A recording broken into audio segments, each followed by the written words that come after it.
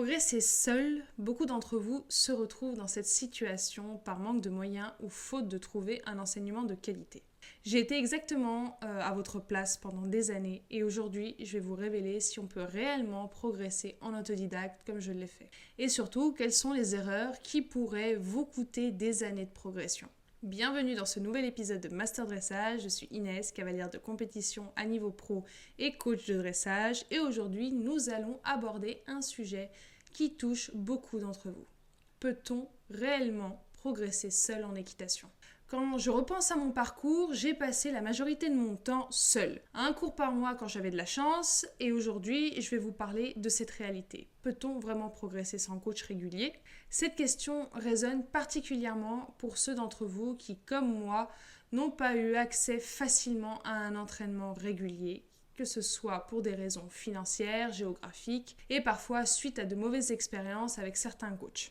Commençons par les circonstances qui m'ont amené à travailler principalement seule. Mon parcours a été marqué par plusieurs contraintes et si vous ne les connaissez pas, je vous invite à écouter l'épisode 5 qui parle de mon parcours. D'abord, les contraintes financières. Être cavalier, ça coûte cher. Pension, maréchal, vétérinaire, ajouter des cours réguliers, ça représente un budget qu'on ne peut simplement pas toujours se permettre. Ensuite, l'éloignement géographique. À certaines périodes de ma vie, j'ai été simplement trop loin des enseignants de qualité en dressage. Les déplacements étaient longs et complexes. Puis, il y a eu ces expériences difficiles avec certains coachs, sans entrer dans les détails, disons simplement que certaines méthodes ou approches ne correspondaient pas à ma vision de l'équitation ni aux relations humaines. Face à ces obstacles, j'ai dû trouver des solutions. Comment ai-je compensé ce manque d'encadrement ? Premièrement, en analysant des vidéos de manière systématique. Ma vidéocaméra numérique à l'époque et mon téléphone portable sont devenus vraiment essentiels et mes meilleurs alliés.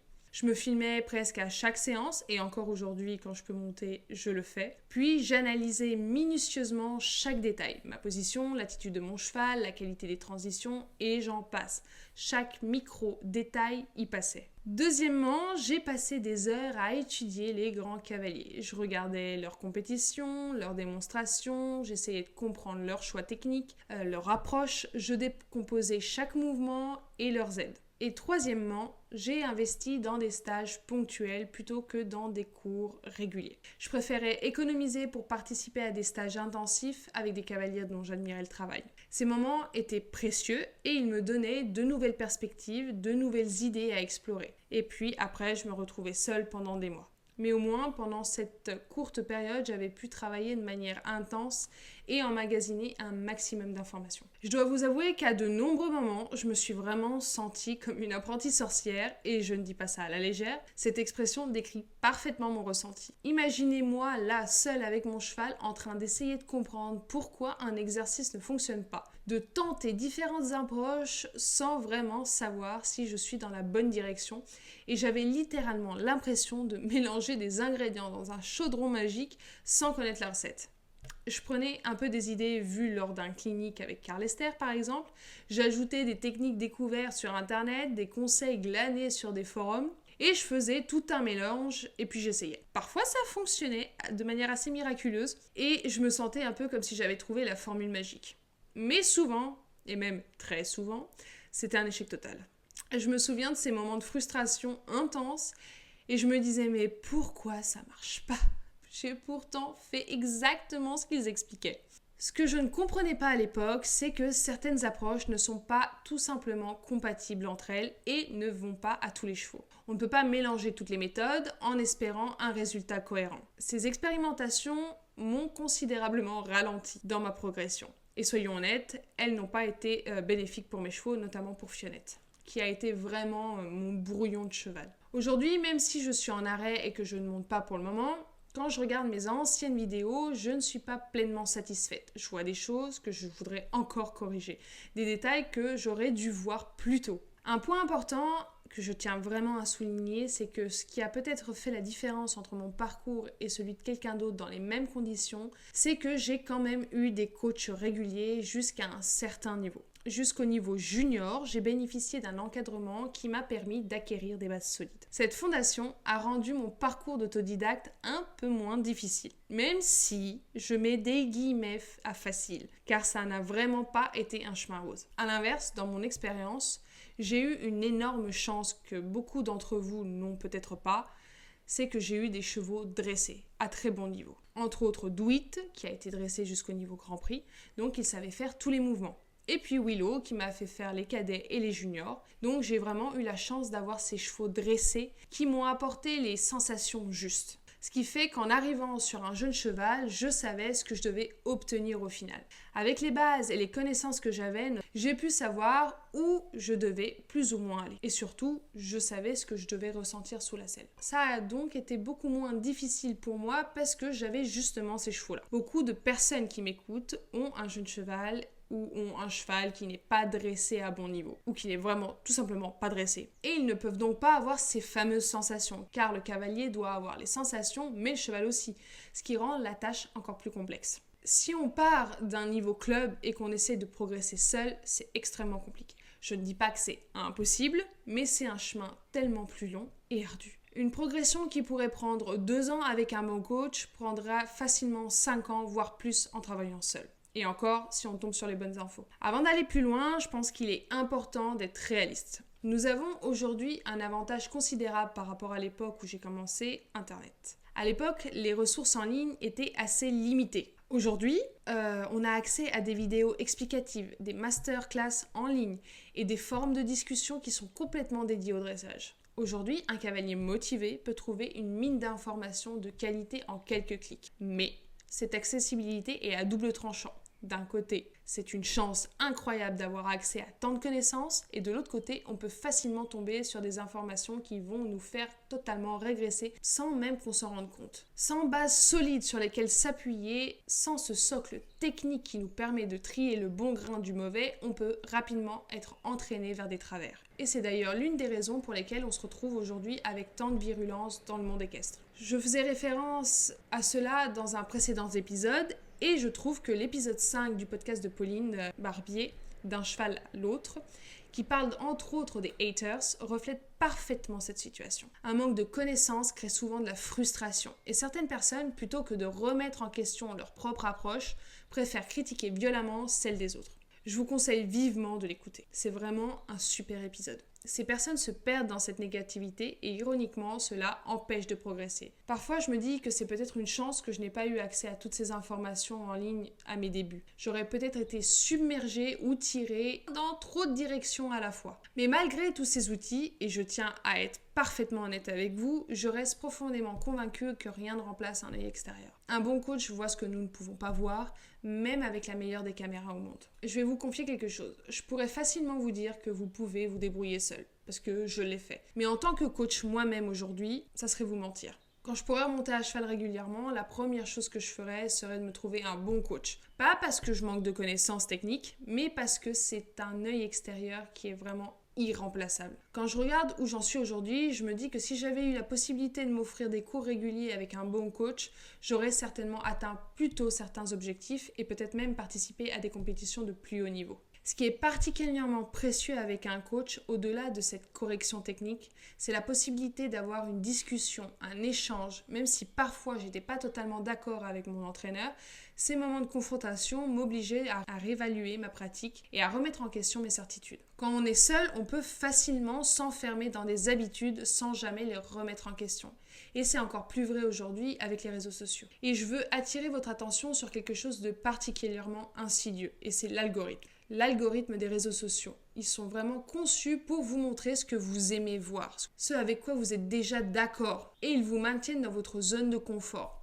Vous présentent des contenus qui confirment vos croyances et vos pratiques actuelles. Si vous suivez uniquement des comptes qui partagent votre vision de l'équitation, vous ne serez jamais confronté à des approches différentes, des techniques nouvelles qui pourraient pourtant vous faire progresser. Il faut vraiment fouiller, chercher activement pour sortir de cette bulle algorithmique. Combien de fois j'ai vu des cavaliers rejeter d'emblée certaines approches en se disant « Ah, ça, non, c'est pas bien », sans prendre le temps de les explorer simplement parce que ça ne correspondait pas à leur vision habituelle. C'est tellement facile de mettre à la poubelle ce qui nous dérange, ce qui nous pousse hors de notre zone de confort. Un bon coach, lui, peut vous exposer à des idées que vous n'aurez jamais explorées par vous-même, des perspectives que l'algorithme ne vous aurait jamais présentées. Je voudrais aborder maintenant un sujet qui me tient particulièrement à cœur, trouver le juste équilibre entre autonomie et enseignement.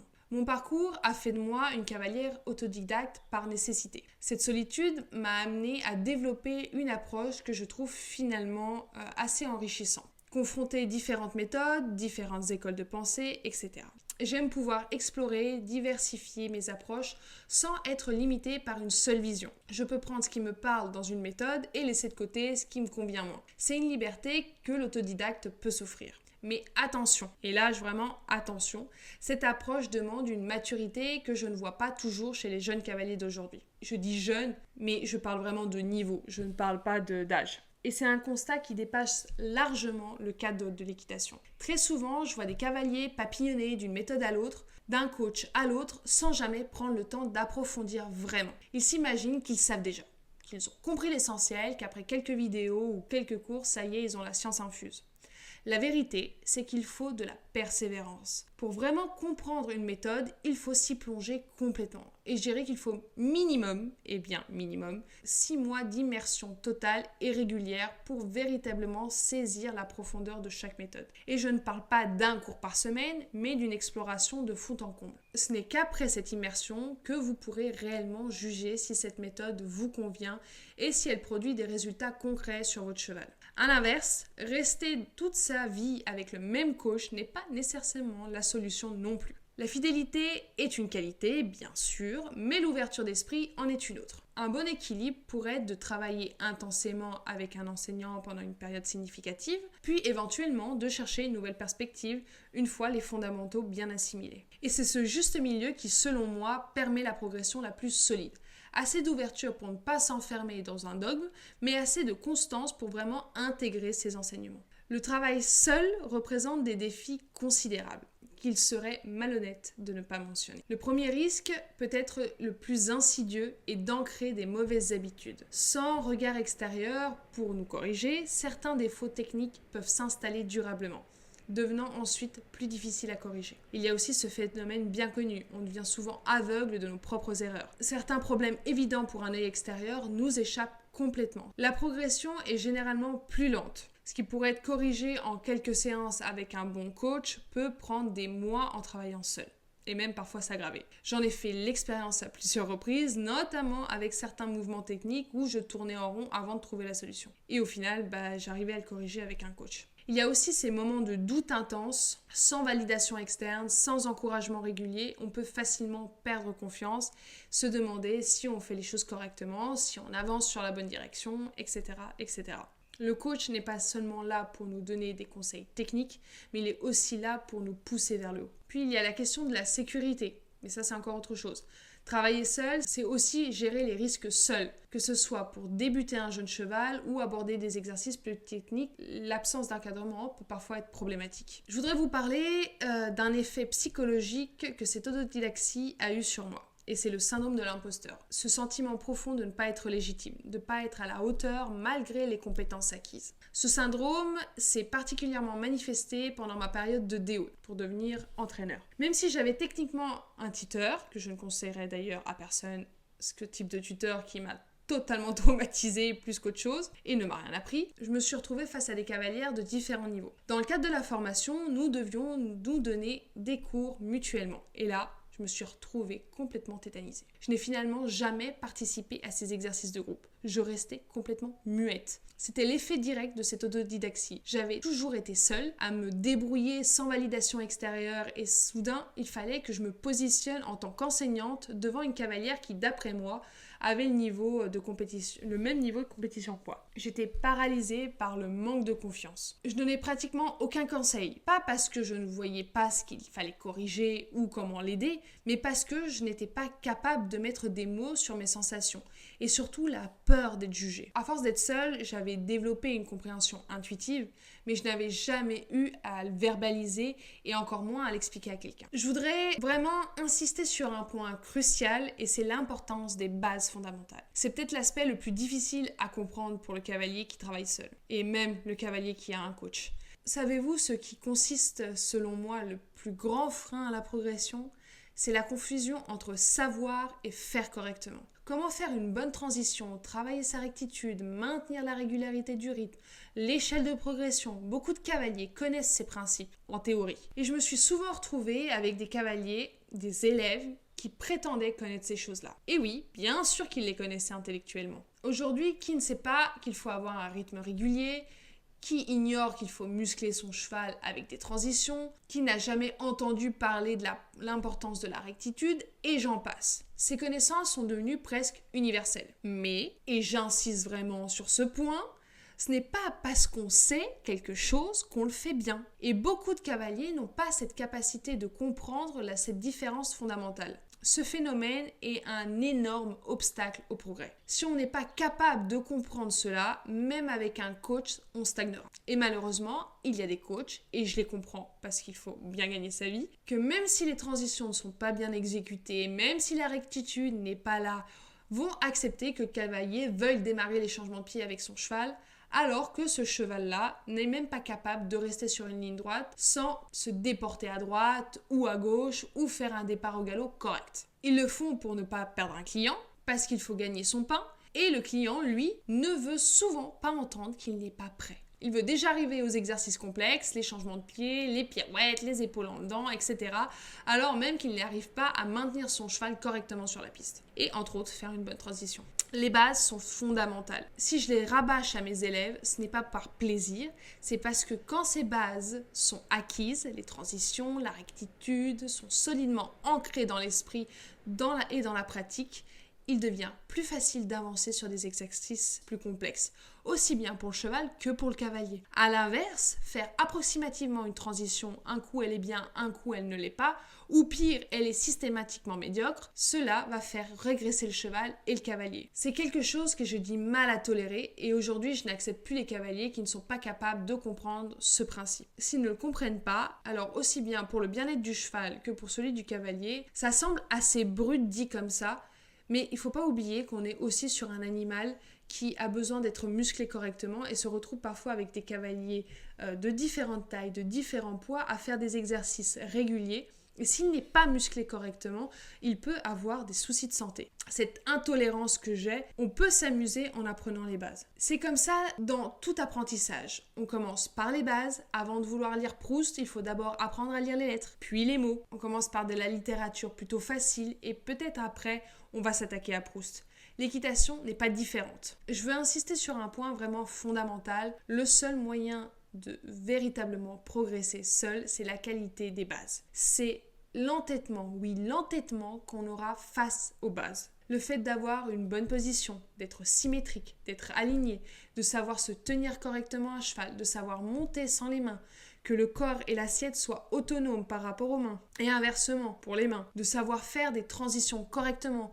Toutes ces bases sont primordiales pour pouvoir ensuite progresser. Si ces éléments ne sont pas maîtrisés, il faut soit trouver un moyen, soit trouver un entraîneur pour les enseigner, ou alors les retravailler encore et encore. C'est comme le solfège, il faut y passer. Il faut être absolument clair là-dessus. On ne devient pas un bon cavalier en déroulant des reprises de Grand Prix. Du moins, d'après moi, ce n'est pas le cas. D'après mon expérience, on devient un bon cavalier en ayant des bases solides, et je ne le répéterai jamais assez. Et je vais vous le répéter encore une fois, ce n'est pas parce que c'est une connaissance universelle dans le monde de l'équitation que ça signifie que tout le monde a une base solide. Tout le monde sait qu'il faut faire une transition correctement, mais presque personne ne la fait correctement. C'est cette qualité dans les fondamentaux qui va vous permettre, si vous devez travailler seul, de continuer à progresser. Sans cela, vous risquez de construire sur du sable et tôt ou tard, l'édifice va s'effondrer. Ces défauts soulignent certaines limites fondamentales du travail en autonomie. D'abord, il nécessite une solide base technique. Se lancer dans un travail autonome sans avoir acquis les fondamentaux, sans la guidance, j'espère que ça se dit, d'un bon enseignant est généralement une mauvaise idée. Ensuite, même en travaillant principalement seul, l'importance d'un œil extérieur occasionnel reste cruciale. Même les cavaliers professionnels font appel à des regards extérieurs ponctuellement. Enfin, ce mode de travail exige d'être extrêmement autocritique, capable d'analyser objectivement ses performances et de connaître ses erreurs. Et ce trait n'est pas donné à tout le monde. Si vous êtes dans cette situation où vous devez travailler principalement seul, voici quelques conseils pratiques qui m'ont aidé et qui pourraient vous être utiles. Commençons par les outils essentiels. Une caméra ou simplement votre téléphone pour vous filmer sont absolument indispensables. Placez-le sur un trépied ou demandez à quelqu'un de vous filmer occasionnellement et revoir vos séances est l'une des meilleures façons de progresser en autonomie. Si possible, un miroir dans le manège est un allié précieux. Il vous permet d'avoir un retour visuel instantané sur votre position et sur celle de votre cheval. Puis vous avez des ressources en ligne. Des ressources en ligne fiables sont également importantes. Attention toutefois à la qualité. Tous les contenus ne se valent pas. Cherchez des cavaliers reconnus, des approches pédagogiques structurées. Concernant l'organisation de votre travail, structurez vos séances comme le ferait un enseignant. Écrivez votre plan de travail avant de monter, avec des objectifs clairs et des exercices progressif. Basez-vous sur l'échelle de progression, elle vous sera très utile. Pratiquez l'auto-évaluation régulière. Après chaque séance, prenez le temps d'analyser ce qui a fonctionné et ce qui a moins bien marché et pourquoi. Et surtout, n'hésitez pas à regarder plusieurs fois, à chaud comme à froid, et ne pas vous laisser emporter par vos émotions. Fixez-vous des points de contrôle mensuels tous les mois, faites le point sur votre progrès, ajustez vos objectifs, identifiez les domaines nécessitant plus de travail. Je tiens à aborder un autre point important et c'est le coût de l'équitation. Nous le savons tous, notre passion n'est pas la moins onéreuse. Et ajouter le prix d'un coach régulier peut sembler insurmontable pour beaucoup. Mais aujourd'hui, l'enseignement équestre devient de plus en plus accessible. Il existe désormais des alternatives intéressantes aux cours traditionnels, des programmes en ligne, des cours en visio, avec des tarifs beaucoup plus avantageux, des webinaires à thématiques, etc. Des solutions qui étaient impensables il y a encore quelques années. Je compte moi-même développer des formations sur Master Dressage pour rendre l'enseignement plus accessible au plus grand nombre. Mais, et c'est là que je vais peut-être m'auto-flageller un peu, absolument rien ne peut remplacer un regard extérieur en temps réel. Il y a des moments où notre propre vision limite notre progression. Nous ne voyons tout simplement pas certains défauts, certaines erreurs, qui pourtant sont sous notre nez. Je vous confie quelque chose, il m'arrive encore aujourd'hui de revoir des vidéos de mon travail d'il y a un an et de me dire mais c'est comment j'ai pu ne pas avoir ça, c'est gros comme une maison.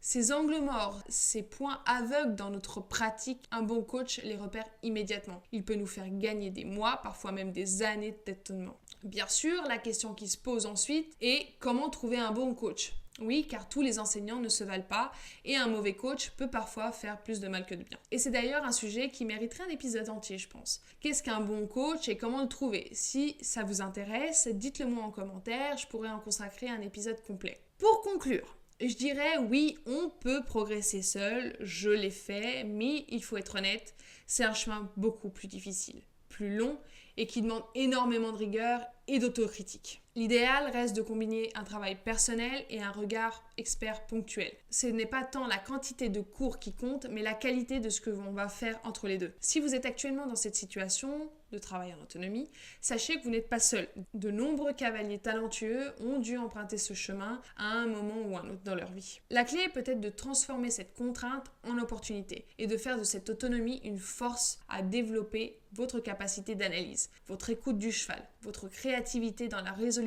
de problèmes. Mais je maintiens avec conviction que même avec tous les outils modernes à notre disposition, même avec toutes les ressources en ligne, avoir un regard extérieur reste essentiel pour progresser pleinement. Et justement, si cet épisode vous a fait réfléchir sur votre propre parcours, j'ai une proposition spéciale pour vous. Je sais combien il peut être difficile de franchir le pas et d'investir dans un coaching, surtout quand on a l'habitude de se débrouiller seul.